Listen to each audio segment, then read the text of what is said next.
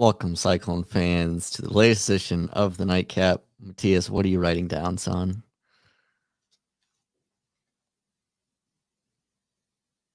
That is the Iowa State playbook right there. Nobody can read that, Matthias. Your camera isn't focusing, just like you're not. That's because you have your fucking blurred background on. That's fine because neither can our offensive coordinator read it. Honestly, I'm just impressed that you can write it all. Yep, there it is. Crossing routes. It's just 1,000 crossing routes. Oh my. I've been working on I've been finishing up the film room all night and I am properly pissed off. So I'm ready. But it was the kicker's fault. Oh, is that who it was? That's all my film room is. It's just footage of the 3 missed kicks. Me like, you fucking missed it, you fucking goon. The kicker only scored 7 points or only scored 1 touchdown against the Kansas defense. Did you hear? I know. It was the kicker's fault that happened. Why would he do that? Damn. Why would he sabotage the entire offense? And the kicker threw a bunch of interceptions, and he just, it's terrible. I think you guys are wrong. The kicker was calling a whole bunch of crossing routes that made no damn sense. It's wild how that works. Forever and always. All right, Aiden, get us going. As if you guys aren't already going. Well, do you want us to start fucking going off or what? Well, I mean, let's start with Exhibit A of why things are so terrible. This is the explosive play rate. As you can see, not existent. It's not great. We're not Colorado and we're not Iowa, but we're not great. But you look at there, other than NC State, there's pretty much everybody's in the same boat of not being a good team. Yeah. Interestingly enough, that Kansas State is actually above average at explosive play rate. That is interesting. Well, when you get Adrian Martinez and Deuce Vaughn running for 69-yard touchdowns, that's true. That's fair. Both their season long. Shout out Texas Tech for having a booty-ass defense. Yeah, they play Oklahoma State this weekend, who also kind of has a booty defense. So that game's going to be 1,000 points. Yeah. That's going to be an old school, like 2013 Big 12 shootout. It's going to be the best. Coincidentally, I think that's part of Aiden's picks this week. Throwback. That's got to be his over-under. That has to be. It could be. It might be. You have to stay tuned. Let's take another dive into something else that's also terrible. This is the worst decline in adjusted. Oh my God. Minus 51 spots. Oh my God. Oh, Tom Manning, you son of a bitch. We this is karma because we sat here for weeks making fun of the Iowa offense, and now we did basically the Iowa offense. I have a question. Is that lesbians trending in the United States? It is lesbians trending in the United States. Should we click it? You trying to find out about lesbians? No, I want to see why. Oh, yeah. Let's click on it.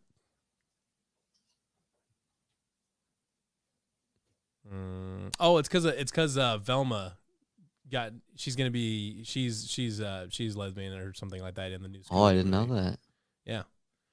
Shout out Velma. I bet Clap that's it up for Velma. Yep. Anyways,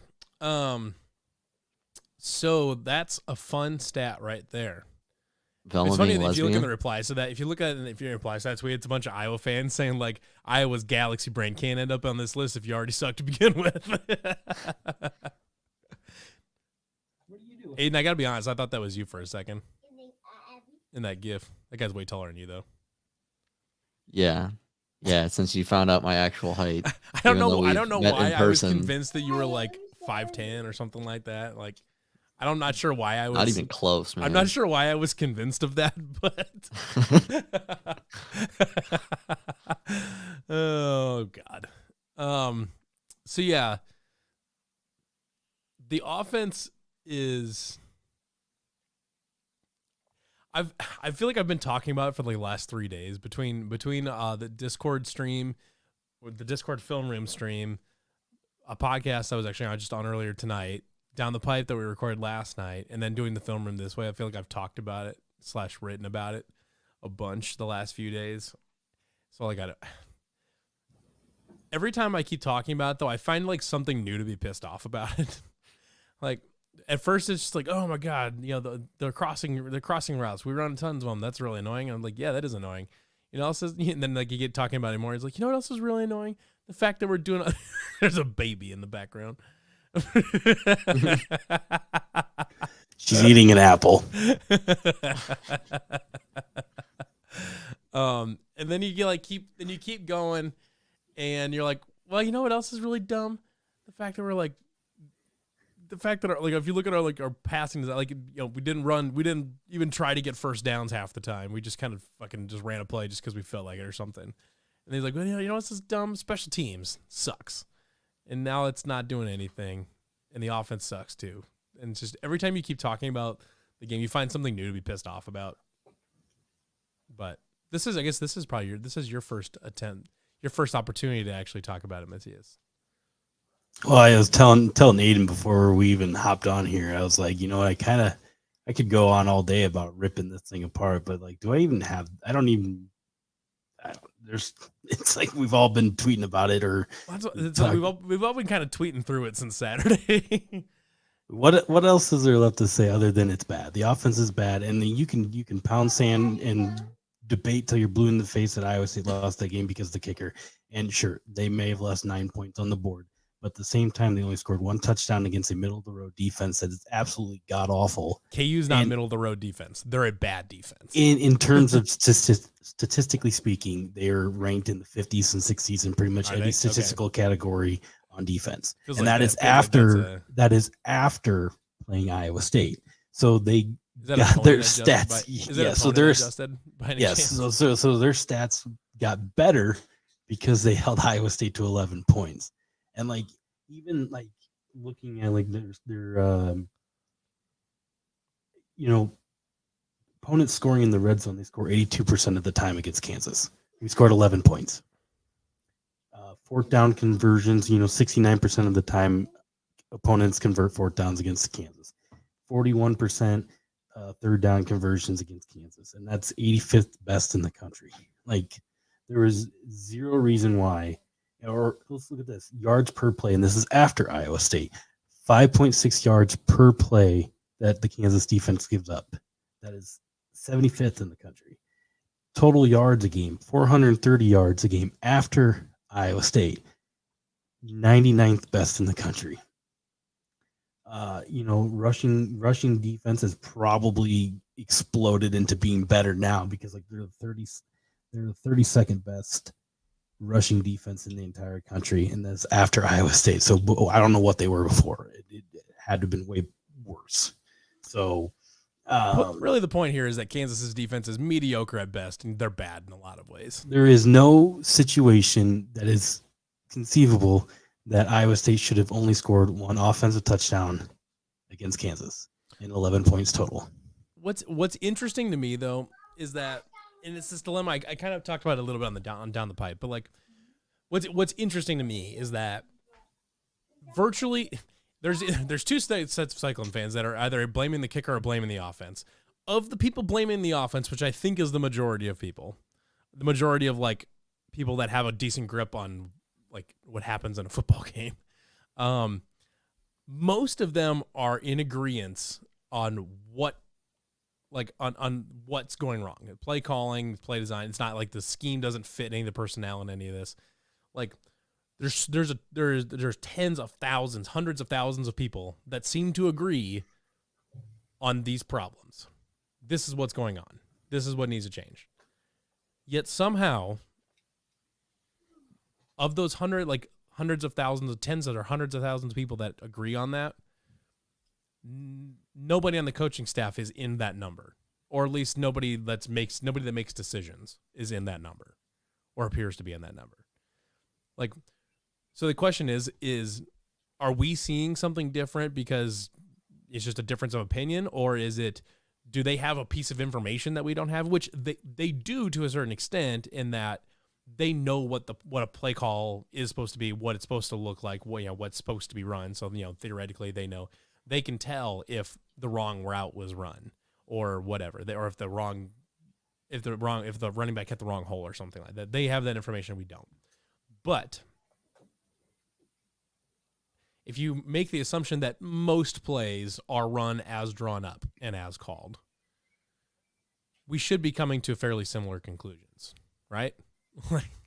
I mean, we don't, obviously, us three combined have not watched 0.1% of the amount of film as anybody in that Iowa State building, obviously. But we wouldn't have watched enough to be able to diagnose and say, hey, this doesn't look right. Your running game doesn't make any sense. Our passing game doesn't fit the fact that we have basically, like, we have two pass-catching tight ends, kind of, but no blocking tight ends. And stuff like that. Like, the personnel doesn't make any sense. We could all come to that same conclusion, but the people on the coaching staff have not come to that conclusion, or they've just not done anything with that information. Another thing that's extremely telling for this game, too, is that we got force-fed at the beginning of the season that the running back room was the deepest it's ever been since Matt Campbell's been at Iowa State. And we've heard it on many different podcasts before the season started and even up to this game against Kansas, that it was deep. And it got exposed real hard on Saturday. And that, and I've been saying it on message boards and that Deion Salas is not an every down back. He cannot pass block. He cannot run between the tackles. I mean, that's two things you eliminate out of his game instantly that he showed he cannot do on Saturday. Miles Sanders is struggling for whatever reason it is. Also, there wasn't any holes for that fact of the matter. The offensive line struggle, which has been a complete failure since the Matt Campbell era has started. I mean, it has not gotten better. We've had one good year that's been extremely, in 2020, where the offensive line was really good. But then in his first year, the offensive line was pretty good. They were still kind of like an average run blocking unit, though.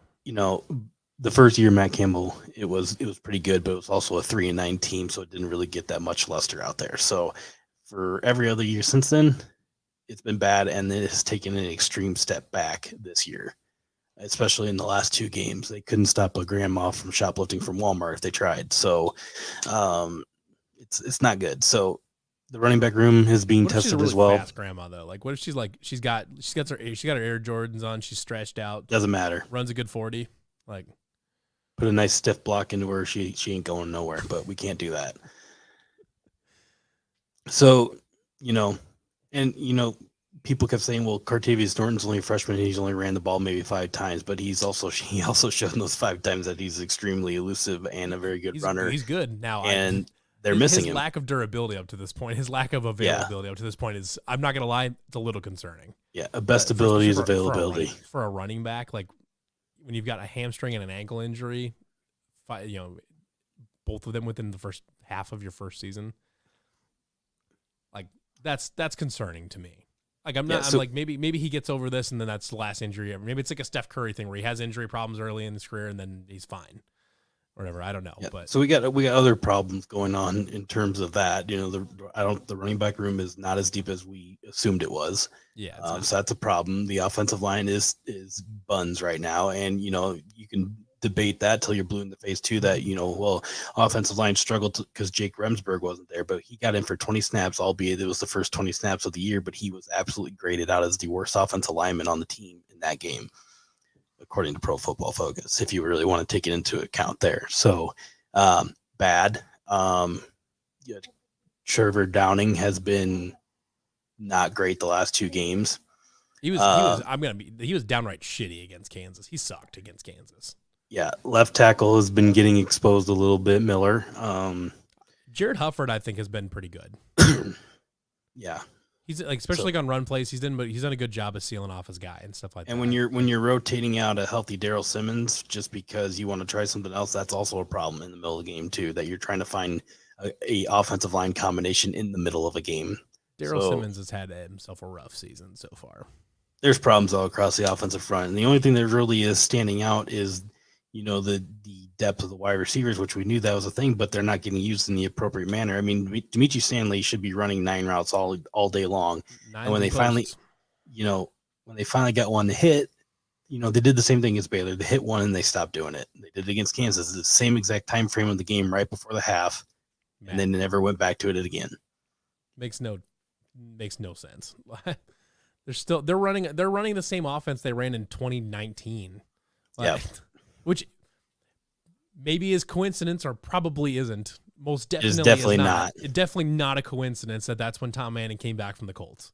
Now, it's worth noting Tom Manning was also the author of the 2017 offense, which did throw the ball downfield. That was like a kind of as explosive of an offense as you could ask for with Kyle Kempt at the helm. Again, God bless Kyle Kempt. He's not a deep ball guy or whatever. But that offense tried to be explosive. Look at the Iowa game. They were chucking it deep all over the place in that game or whatever. So he went to the Colts. Iowa State's offense was still decently explosive in 2018. He comes back from the Colts, which, by the way, have for a long time, even through multiple coaches, run one of the most conservative offenses in the NFL. Tom Manning comes back from the Colts, and all of a sudden now Iowa State is the most scared little kid on offense we've ever seen. Like, definitely not a coincidence. I was, trying to create some sort of benefit of the doubt, but like, it lines up perfectly with that. And they're running the same offense they ran in 2019 with Michael Petway and all them. Yeah. Which, underrated player, but that offense was not that good.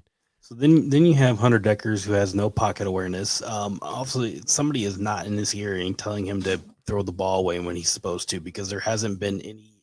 You can tell from game to game, like there is no like deliberate attempt by him to do that. Like nobody has told him to do this. Like he's still holding onto the ball, and some of those sacks you can go. I'm here to tell you that Iowa State quarterbacks haven't improved since 2018.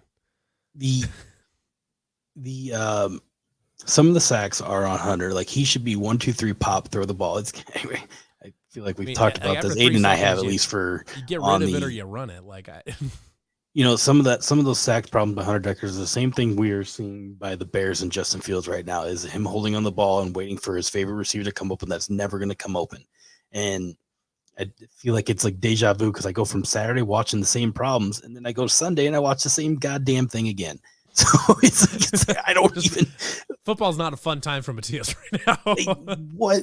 Like, how are offensive coordinators this?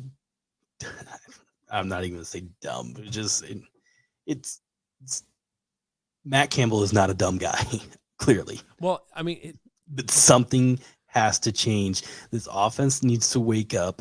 The offensive coordinator needs to pull the head out of his goddamn ass and use the players that they are used for. Like, this is just ridiculous. Like, it's the same thing over and over again, and they're just going to pound their hand into the goddamn tree until it works, and it's not going to work. I'm here to tell you, it's not working. Fix it.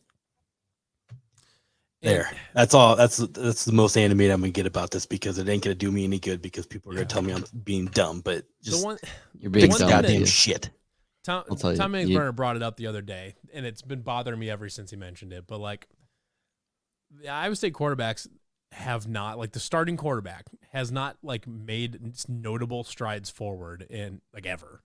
Like if you look, that's because I don't think they're allowed to, because they're running this, like we've already said, they're running the same system over. It's right, but I'm Matt looking Campbell like, and Kirk Ferentz are like the same people right now, and I hate to say this, because they do not want to stray off the path that they have laid out for this team.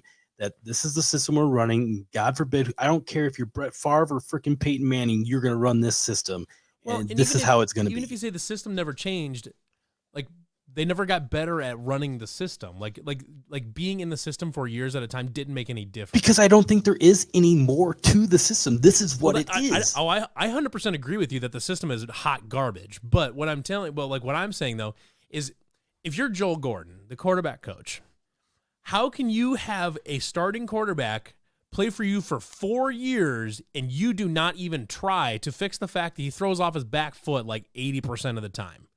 How do you have a quarterback that does one of the most fundamentally wrong things the quarterback can do for 4 years and it never changes? And then Brock Purdy leaves Iowa State, goes and works with a real quarterback coach and a professional quarterback coach.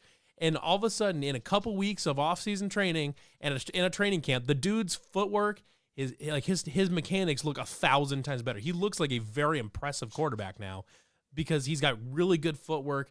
He's got really good mechanics, and he looks really solid. I think college is a lot more about the physical development of somebody getting bigger, stronger, faster. Like it really is, because let's use like George Kittle, for example. Like Iowa has had one of the best strength programs in developing like tight ends and offensive linemen in the history of, you name it, whenever. George Kittle couldn't catch a pass to save his goddamn life in college. Right. And he goes to and works with the tight ends coach of the 49ers and now is an all-pro tight end, catching, receiving, running, routes, blocking, anything you want. That's the development at the NFL is just another taking the skill to the next level. Right. So, I mean, that's kind of why I'm looking at it. I don't disagree with that at all. And like people should get better as they get into the pros and they get one, as they get to work on their craft every day as a full-time job. That helps quite a bit. However, specific to this thing, throwing off the back foot is a fundamentally incorrect thing that a QB coach should immediately see and say, that's wrong. Don't do that. We're going to work on not doing that, because that's a great way to throw bad passes. Now, Brock Purdy, for all his credit, generally speaking, did as good a job throwing off your back foot for a career as you could. But Joe Gordon should have not let him throw off his back foot that often for his entire career. I'm sorry, but that's the quarterback's coach's job to not let that happen. That's terrible.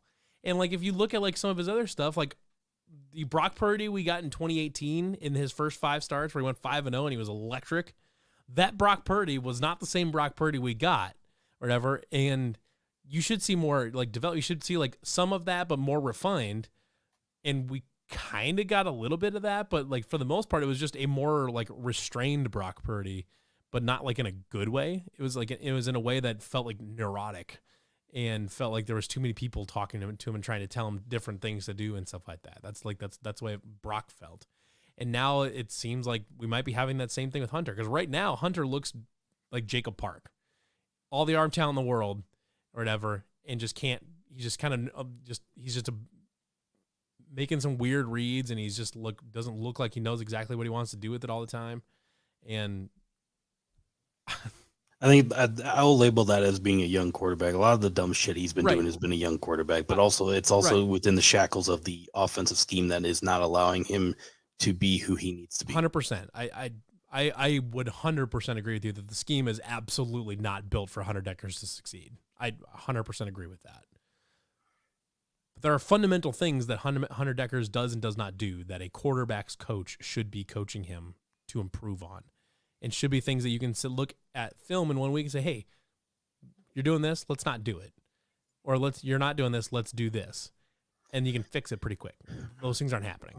Regardless of the situation, the offense is going to have to be extremely better against Kansas State because, while statistically the Kansas State defense is pretty average, there's 2 things they do good, and that's getting off the field on 3rd down and forcing interceptions. So two things that Iowa State has struggled. Iowa State is number 1 in the Big 12 in forcing turnovers, but Kansas State's number 2. And right now, Iowa State's not taking care of the ball very well on offense, and they're not moving it. Yeah, so fifth nationally in interceptions forced already this year. Balls. And especially now that Iowa State is not going to be able to lean on any sort of a run game, they're going to have to throw it. And that is just first 2.5 takeaways a game. Fantastic. So Iowa State, who's going to have to kind of throw their way into to win this game. If they're going to win, they're going to have to throw. It's going to have to be on the shoulders of the passing game. Well, it just depends on. We're going to have to run the ball too. You're going to have to do it. Kansas State gives up over 4 yards a rush, which is about 70th in the country. Probably 2 competent running games. We have no offensive line and 2 backup running backs, neither of which you can keep on the field for all 4 downs. Yeah. So I don't know. Regardless of the situation, the offense isn't going to get any better until the run game gets better either, because it's 100th plus in the country in every category. Right. And I don't know when that happens until Jarrell Brock gets back, or Cartavius Norton, either one, I guess. But you can't use Deion Silas between the tackles. No, you can barely use Deion Silas outside the tackles. I'm sorry. He's just there's nothing. It's nothing against the guy, but he's just too small. If Deion Silas is in on a pass block again, I will punch a child. No offense, if you're Rory. gonna be like, if you're that small and you're gonna play college football, you can do it. Deuce Vaughn is doing a really good job of it, but you got to be like super fast or well, you have to be fast and you have to be super shifty and stuff like that. Like you can't just be a running back that is also really small. Like you have to be exceptionally good at something, and like he's just not right now. Whatever, like his vision is fine. He's like a little elusive, but not really. He's like his center of gravity is low, but he's not like abnormally hard to bring down. I don't know. And you said we saw it last week. He can't be in there for pass block. DNs and defensive tackles and linebackers just blow his ass up. Like he's got no shot. What do you do with that? I mean, like, and Eli Sanders, he's really athletic, but like, I don't know, his vision's not there. Yeah, the running back, like I said, it got exposed hard after Jarrell Brock was out. Time. Yeah, it's clear that there's a gap between Jarrell Brock and the rest of the room, and it did mess up the fluidity of the offense. You couldn't run the ball, so then everything else got taken away, and it just, I mean, that did play a little bit of a factor, but also, the scheme itself really got exposed, and at the end of the day, so everything that is a little bit wrong with the Iowa State offense became a big problem, all in one shot. It gets magnified as soon as you have to run it every play, and that's why, like, I've between Down the Pipe and now and then the Kansas State podcast I was on earlier tonight, like, if you're looking at at a path to victory this weekend, the offense is going to have to do something completely different from what it's been doing this season. And like, is anybody willing to put money down on Iowa State completely changing its offensive scheme in a week? I mean, we've seen the only thing that would make me think that the major change is precedent is the defensive shift after the Texas game in 2017. Correct. However, but I don't see it happening. However, one, John Haycock, Tom Manning, like two completely different echelons of coordinating talent, but two, completely overhauling an offensive scheme and completely overhauling a defensive scheme are two different things. And it's not even so much the need to really change the entire scheme. It's more of like just the situational play calling. The route tree combinations need to be altered a little bit. Like you can't be running like the video. I think you're going to have it probably in your film review. Yep. Yeah. Why am I blanking? Anyways, but Dimitri Stanley running a 5-yard curl and just kind of hanging out. Dude, that was fucking garbage. That was the most useless fucking route I've ever seen. He should never, ever, with the speed that he has, ever be used in a 5-yard curl. Ever. Especially on 3rd and 12. That is malpractice and incompetence at its finest. I'm gonna I've got that clip already set aside in the film room or whatever, and I'm gonna tear that fucker apart because I'm sorry. You can't be on 3rd and 12 with 5 minutes left in the game and you're down a score, and nobody goes for the first down. And Dimitri Stanley is running a 5-yard damn hitch route. Like, what's the thought process there? Like, so I saw plenty of people on Twitter saying, one guy said, "Well, it's 4 down territory and they're trying to cut the yardage in half." And that's true. It's true. Is it?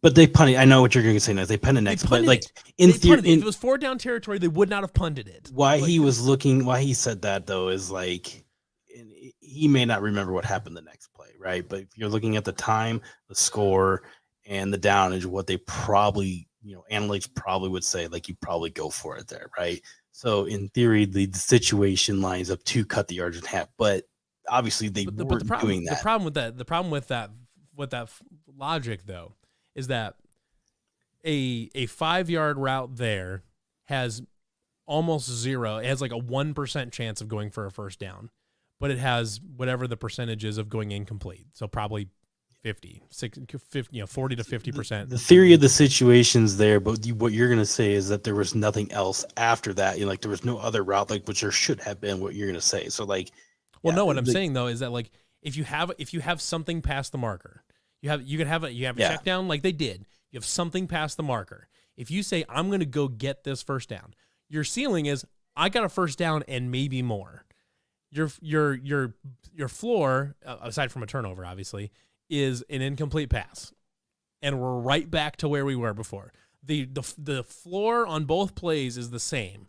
The ceiling on one is dramatically higher than the other one without a huge loss in probability of it working.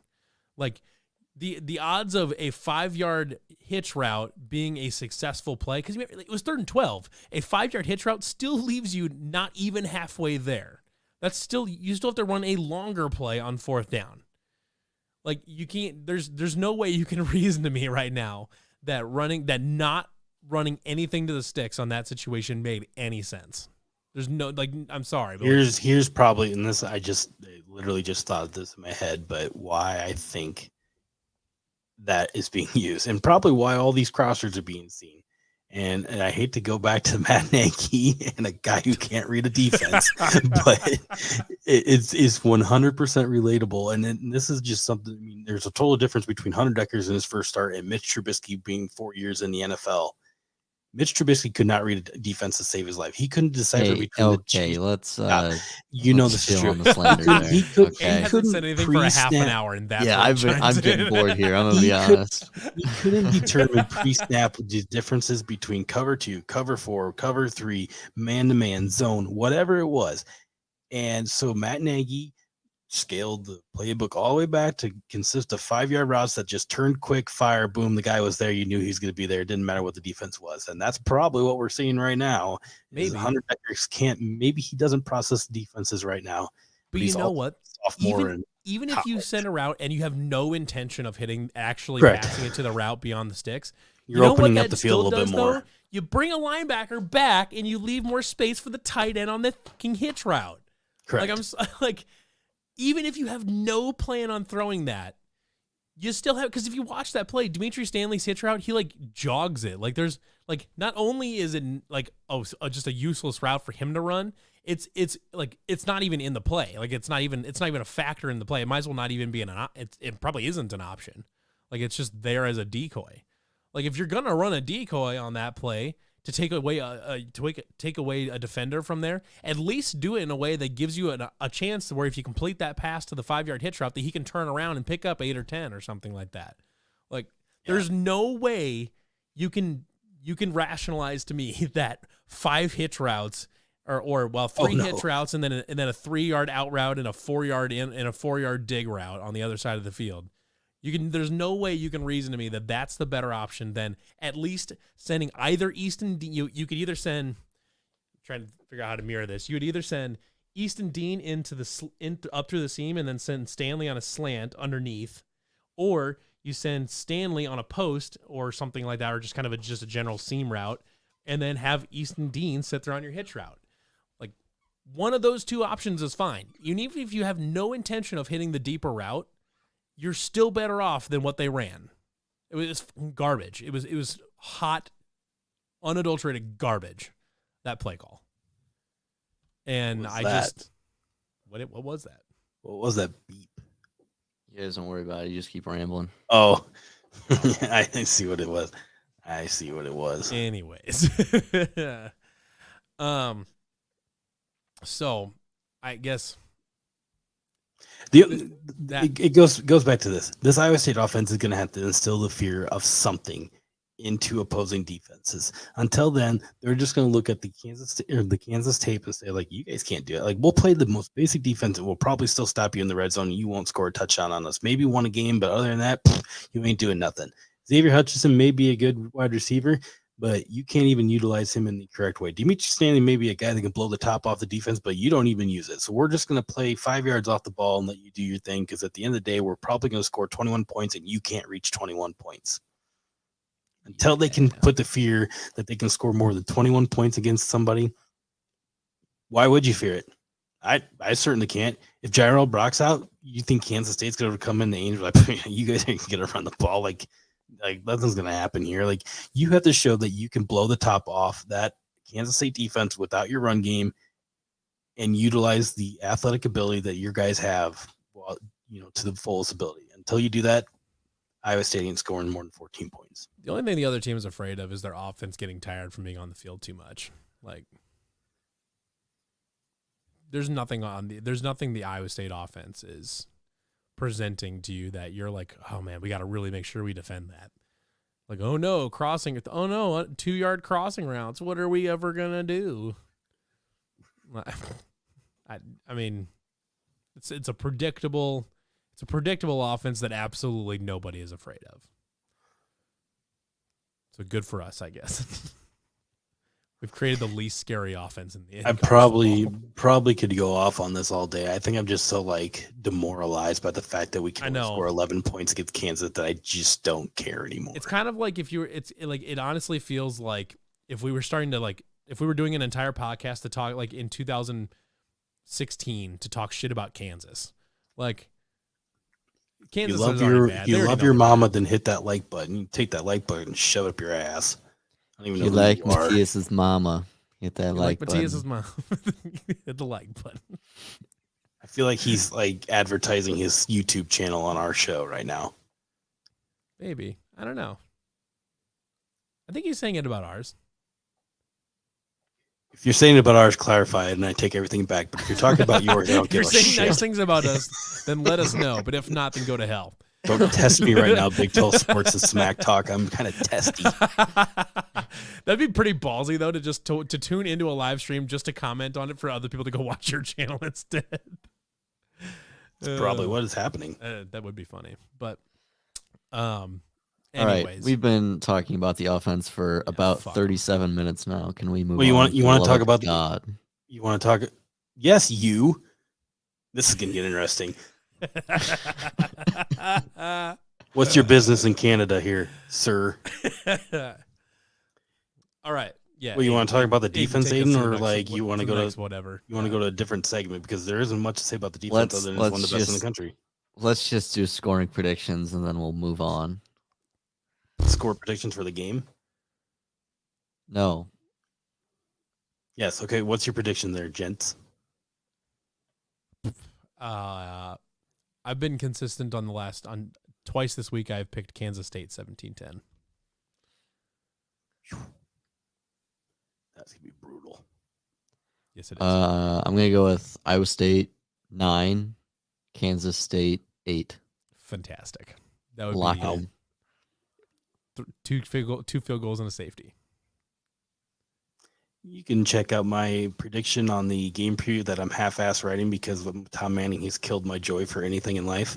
Isn't that the damnedest thing? Like we've got a whole week full of football content, and I'm like, I don't want to write about Iowa State right now. Thanks, Tom Manning. You killed the joy for anything. I'm telling you, my game preview is like the most half-ass thing I've put together so far. Not even West Town Pub could fix this.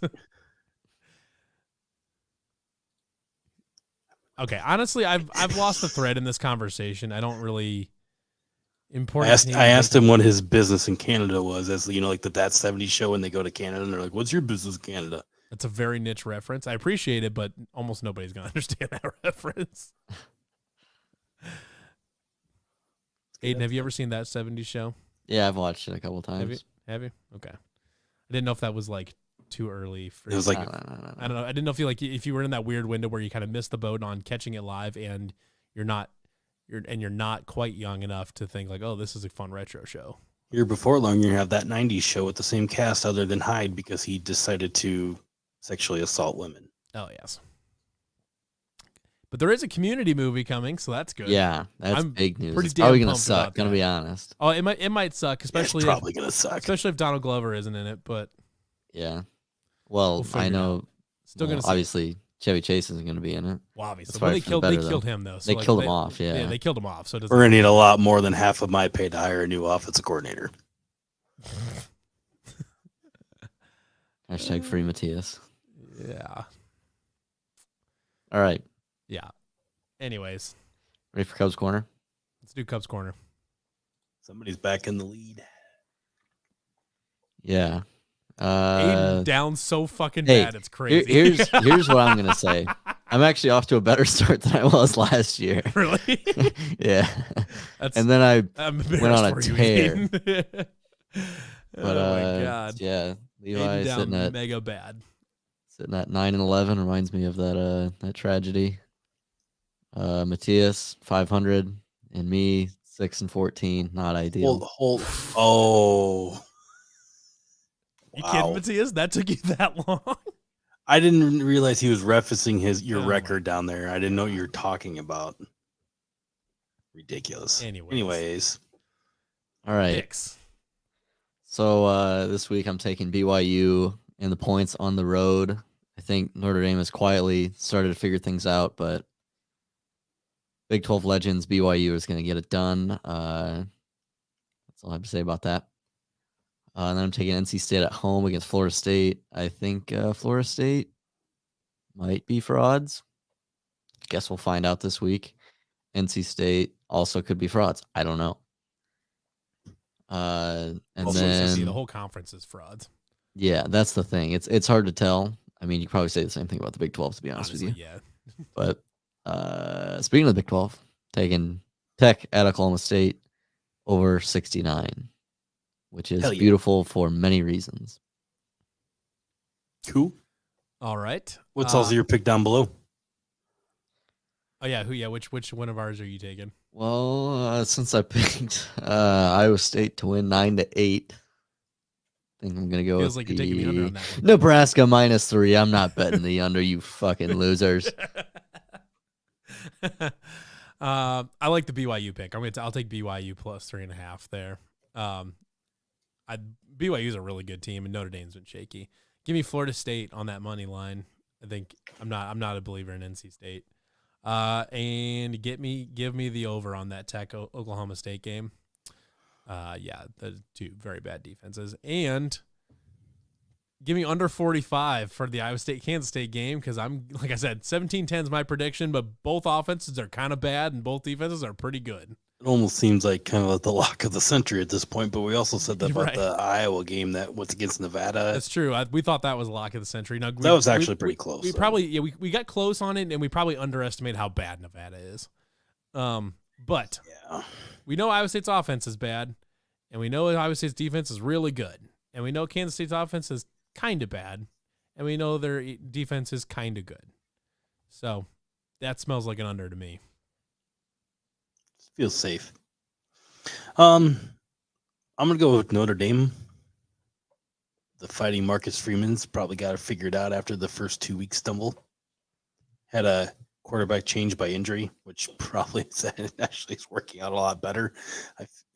So we'll just roll with it, see what happens. They're playing that in Las Vegas, Shamrock Series. So that actually might be a home game for BYU. Anyways, doesn't matter. Most definitely. Can you imagine a bunch of BYU fans in Las Vegas? Oh yeah. No, they ain't showing up. Yeah, they ain't showing up. We kidding? That's like sending a bunch of Iowa State fans. That's like the opposite of sending a bunch of Iowa State fans to BYU. Yeah. It's not. Now you say that. That's not happening. That ain't happening. That's gonna be an empty stadium. Then. They might go, but I cannot imagine many BYU fans partaking in the Vegas activities. Yeah, that's really awkward fit. It's a really weird fit. Then I'm gonna roll with NC State, and then I will also take the over on Texas Tech, Oklahoma State, and then I don't know. I was bouncing around like a bunch of games on these lines here, but then Scarlet Rutgers, right? Yeah, Rutgers is like super bad, and like this really would kind of be like I feel like this new, I don't know, this interim guy has like rejuvenated them a little bit. Like there's a little more pep in the step in the fan base of Nebraska, which I also coach boost. Yeah, I also really don't care about Nebraska that much. So I don't know. Remains to be seen. So Rutgers is bad, and I feel like Nebraska is probably a little more talented than what we really think they are. It's just that Scott Frost had lost that entire team. So we'll just see.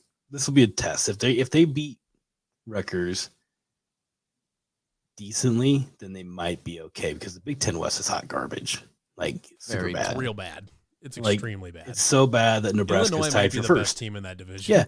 Yeah. So also the Illinois and Iowa game was I was gonna pick Illinois -3, I think, because like that's gonna be like if Illinois beats Iowa, I bet Illinois.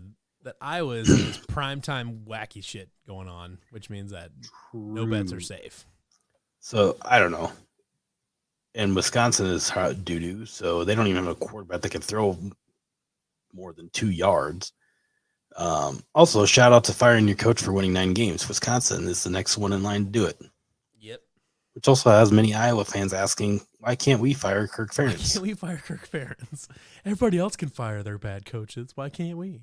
So, I don't know. I feel like we're going to know a lot more about the Big Ten West by the end of the weekend. Yeah. Like Nebraska is still in it. Like that's the weirdest thing. Like they are tied for first in the Big Ten West, albeit there's only 2 conference games played. But like the fact that they're still, after going through what they have, and they're not still out like of it. there. Yeah. Yeah. Shit's whack. Yeah. Yeah. College so we'll football's know. weird. And like Illinois may be better than what like their fans think they are, and none of their fans show up to the games. No shit. They're 4-1, and like they can't fill the stadium. Like if you've been Illinois, and like they had one good I year think the under more Lovie egregious Smith, but offender like here is 5-0 Kansas that can't fill the stadium. that's also true. They said that game was sold out. Not that before I'm the trying, Iowa State not game, that I'm and there trying was to be salty gaping against holes. Kansas, but if you guys are gonna be 5-0 and pretend like you're like the best team in the Big 12, Yeah. let's maybe show up to the football games. Wait, didn't they sell out though? Yeah, but Did you see that game though? Half the fucking north end zone or whatever, one of the end zones was I damn was near not paying empty. attention to the crowd. Oh yeah, no, one of the end zones was damn near empty. Yep.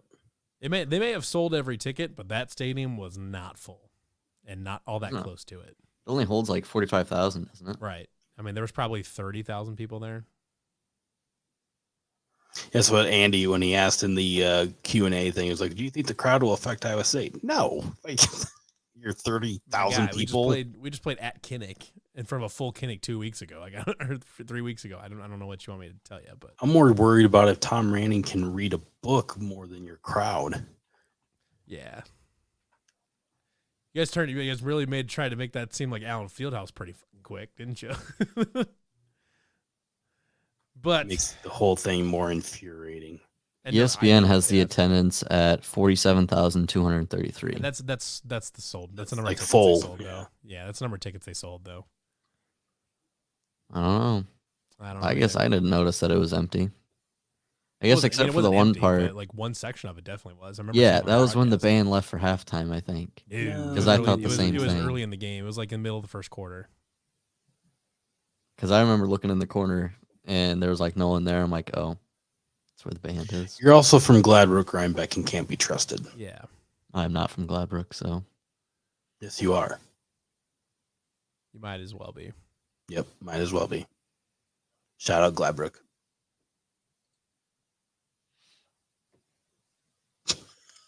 Next segment. More like bad book, Ryan Beck. Just kidding. like lig my Really? balls. That was real dumb.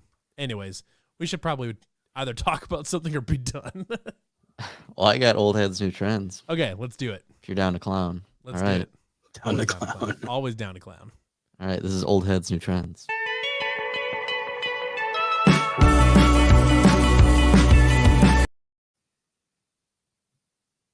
All right. First was question. Driving by this yard today, speaking of clowns, you know, like the guy I saw on the little trike, you know, Yeah, Jigsaw. this guy has no other Halloween decorations in his yard other than the guy Jigsaw Just sitting. other on than the Jigsaw on a bike. tricycle. It was like an acreage too, so there's nothing else. It's just Jigsaw sitting on the fucking trike in the Classic. middle of his yard. Classic. Oh, he wants to hear Coco's pick for the week. Never mind. I'll get her. Just give me 1 second here. I'll get her over here. Anyways, continue, Aiden. All right. First Who question. this is? I don't know. Apparently, he knows who my dog is, though. That's what I'm saying. I'm a little weirded out by it. Yeah, Identify yourself, sir. Anyways, first question. First question. Who was rumored to have been the Super Bowl halftime show gig and who actually got it? Taylor Swift and Rihanna. Yeah, Rihanna was the rumor. No, Taylor No. Swift was the rumor. Taylor Swift was Taylor the Swift was Rihanna. the rumor. Okay, so I know Rihanna was involved. Yeah. Matthias gets it right. Levi gets no points. Okay. And the room is now didn't know that. dumber for listening No. to him. This is Marshall. We are Marshall. And she is Coco. Anyways, continue. All right. My computer won't let me share screen right now, so please stand by. This is a disaster. What if I sit by? This is our producer. He's Absolute having fucking he's poverty he's over here. having computer issues. All right, it happens from time to time. Even Brett Favre had a few little malfunctions sending dick pics. All right. Ready for finish the lyric. Sure. Yes. It's probably the song To you, title. I'm just a man. To me, you're all even know the I song. am. Where the hell am I supposed to go? I'm poison myself again. I've never heard that song in my whole life. Seriously. Never. It's like one of the most popular songs in America right I've heard it. I just don't know the song Not the most title, which popular is song in also my the ears. lyric. What's the song title? Can you tell me in a sentence? No. Okay. Well, I don't know it. Tell us the song title. You guys don't have a guess? No. Will the song So title that's- give it away? Yes. Yeah, well, that's the answer. Oh. You've- Who's you- it by? Who's it by? Okay. First of all, Zach Bryan. That's let's not a real let's person. rewind. Let's rewind. He said, "Is the song title the answer?" He still hasn't figured out your trend. Yeah, no. I've done this every single week since we started I'm this. dumber than a box of rocks. I and don't like, figured but I it don't out. know. Like, I've never heard the song in my entire life. I have no idea what fucking song this is. Neither do I. That's why I'm asking him the song title, and then I'm gonna say it for my guess. All right. Well, if you guys don't have any guesses, I have no guess. I have nothing. Coco, do you know? She doesn't know shit. She's a dog. it's Something in the Orange by Zach Bryan.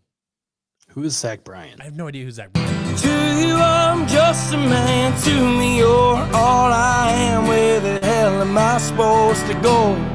I'm poison myself again. Something in the orange tells me you're never coming home. Oh my god, why did they show? Why was that the last clip there of his dog running into the sunset? That was just the part of the music video that I cut. That wasn't. Oh my god, did his dog die? Don't Well, look, Coco. So for the music video, he just had people submit sunsets, and that was the entire music video. So that wasn't any of his stuff. Oh. So Yeah. there. He sounds like the most least creative person in the world, That sounds like, and that's lazy. really that's wildly uncreative music video directing. So wait, you guys seriously had never heard of Zach Bryan before? I have no, no, idea who because Zach apparently he has no marketing because he's lazy because he's probably having people do that for him too. I think he was in Iowa like just the other day. He wore an Iowa So State was I, sweatshirt but at his nobody knows concert. who I am. It's because no one cares. Right. I'm sorry, that was me. I don't care who Zach Bryan is. Is he related to Chris Bryant? Is it Brian, not Brian? Brian, It's not Brian, Brian, you yeah. dumb No, dumb. I know. God damn it! He's Luke Bryan's brother. If wonder that his helps music you sleep sucks. at night. All right. Last question. The Urban Dictionary word of the day. See, and look, even Trax is saying it. Like, The song is come crap. on. I don't care. Fantastic. So Urban Dictionary word of the day. A Gen Z way of saying everything is all right. Can you use it in a sentence? Still no. I actually, I'll give you Levi a hint here. I said this to him at the tailgate a couple weeks ago, and he looked at me like I was crazy when I said it. Okay, I Do you don't remember? this. I mean, like, I feel like I don't honestly. I maybe remember the interaction, but there's also a really good chance that I had been drinking for a while. Definitely, yeah. Yeah. Was this pre or post like 7 shotguns I made you do? Which game? The last game. Yeah. Because if it was the Ohio game, then I Baylor. was Baylor. fucked up probably. No, it was the Baylor game. Or Baylor game. Okay. Yeah, definitely then. Yeah. I don't know. You're probably gonna say that. I'm gonna be like, oh. I feel like I should. I don't know. I Yes. deleted my TikTok about 2 months ago now, and so I'm not like into That was probably one of the dumbest things you've ever done. deleting my TikTok. Yes. I'm gonna hard disagree there. It's been extremely good for my time schedule. You have better time management, sir. I did. better. Well, now I do. Get good. Your 10 minutes of looking at TikTok a day is allowing you to free up your that day that much better. Yes. You guys want to know how much Wrong. time I spent on TikTok just today? Is it embarrassing? I don't know. He's Oh. looking. He's using his time tracker. An hour and 7 minutes. That's so much. Holy That's moly. so Actually, much. no, it just updated. Hour 54 minutes. You need more stuff to do, Aiden. Holy shit, 2 hours of TikTok. That's so much. Aiden, your brain is going to be shit. Call me Tua, man. Oh my All God. mush. Oh my God. Aiden's brain is just going to be a giant, like, oozing pile of doo-doo. And the funny thing is, it's only 9 o'clock. That's, Yeah, the thing is, you haven't had your this- bedtime run yet. Yeah. So as soon as we're done here, I'm probably just gonna go lay down for. That's so much TikTok. Oh my God. Aiden's gonna be a vegetable by the next summer. Can you just like search that on your Be phone? on a feeding what's tube. The time. If you go to your settings, there's a screen time. My screen time number is always kind of inflated because like I'll like if I'm like just sitting and working at my desk, I'll just have like a YouTube video up off onto the side. What's your daily average screen time, Aiden? It's gotta be something crazy. You go first. 5 hours 9 minutes. Okay, so this week, it's 8 hours and 2 minutes. Okay, so Mine's 8 hours and 26 minutes. Oh, I said- you. But like I said, mine is inflated because I'll just have like a YouTube video on like to the side while I work. So I'm not actually like looking at it. Let's use this for comparison. Tracks, if you don't know what TikTok is, you live literally. I know you're not that much. You know what TikTok is. If you don't know what There's TikTok no is, you fucking are way like, you don't know what TikTok is. There's no way. that's just you just being. I don't even know what to say. Yeah, I don't know what you. I don't. Just being silly. You're lying. Just Is being- what you're doing. you're You're being lying. silly. You're lying about not knowing what TikTok is. So my usage of TikTok today is 15 minutes. That's respectable. You can go 2 back hours to, is not. That's too much TikTok. to Aiden. previous weeks. September 18th through the 25th, my average screen time was 5 hours and 23 minutes. Okay. And then the very next week, it skyrocketed up to 9 hours and 2 minutes. Okay. What's your week usage? What's your week time this week for TikTok? For TikTok alone? Yes. Oh, boy. 9 hours and 38 minutes. How much? 9 hours, 38 minutes. God, that's so much. Yeah, We're well, not what do the- you do? Yeah, like okay, so like YouTube is my most used app, so that's why I rack up a lot of screen time just because having YouTube videos on the side. You got rid of TikTok just to do the same thing on YouTube. That makes a whole lot of sense. No, I watch like watch history videos and shit like that on YouTube while I'm So working. you did the same exact thing. Yes, You're wasting time on. like TikTok and watching educational history videos on YouTube are definitely the same. But you Hey, I watch switched. educational TikToks, man. You can learn With stuff butts? on TikTok. Yes. That's what TikTok is. Actually, But- you know what? The fun, like the most underrated thing on like TikTok is like the people like cooking, like the things you can like learn about cooking on TikTok. A lot of those, I- I'll be honest though, a lot of those cooks are absolute fucking frauds. They don't know anything, That's and they're just fine. I Matthias, don't have you care. seen the one guy who cooks everything on that, what do you call it? The Blackstone? The Blackstone, on the Blackstone. You know that guy? Yeah, he goes, that's Older guy? Yep. He's my What's he favorite guy. what the on fuck's he TikTok, I say? think. at the end? At the end? Yeah. Are you kidding me? Are you kidding? That guy. oh, I've seen that guy. Yeah, That guy is one of my favorite follows. Yeah. Well, he went to like a sorority and like he brought a Blackstone to the sorority. definitely got laid. It was his daughter's. Sicko. Well, not with his daughter. Whatever. You know what?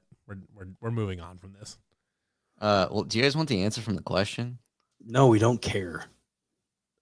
Sure. What's the Yeah, answer? yeah, Aiden? what- What's the answer? The word was chillin'. Chilling? Chillin'. Why would I have looked at you weird for that? Because you asked me if I don't remember what it was, but you asked me if I wanted something. I said, nah, I'm chillin'. I don't feel like I was like Then I had to explain it to you. You don't remember this? I use chilling all the time.